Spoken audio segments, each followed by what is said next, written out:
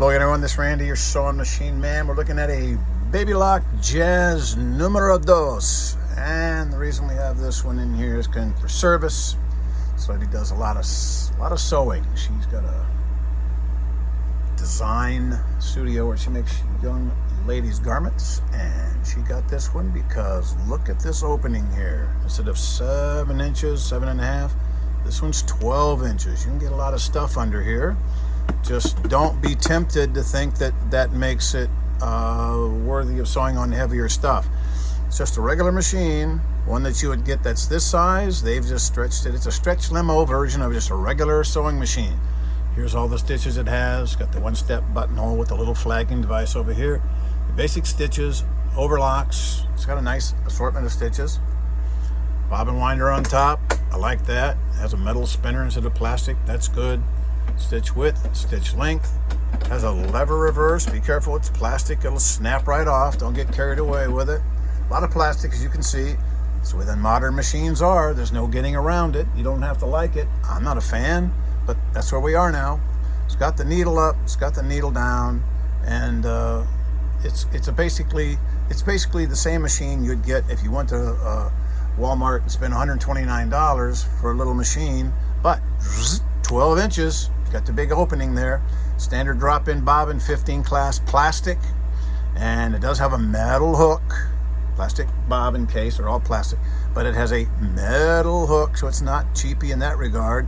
And flat side needle goes to the back. Standard threading. You know, I'm not going to show you how to thread it because it threads like all the machines with the lay-in threading.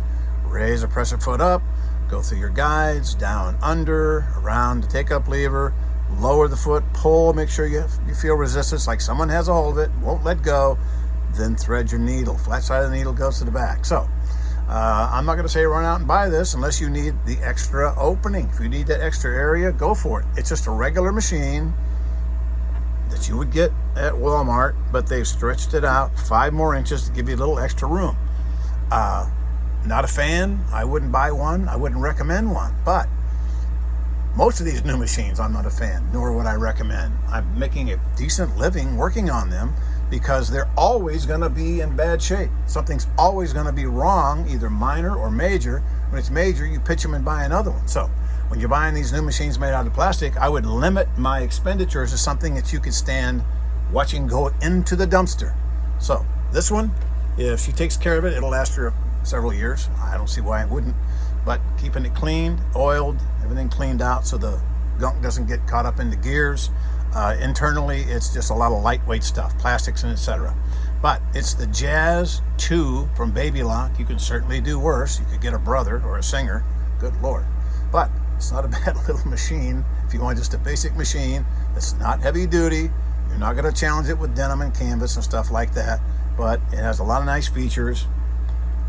And it'll do the job, especially if you need the extra room. BABYLOCK JZ-2. Thanks.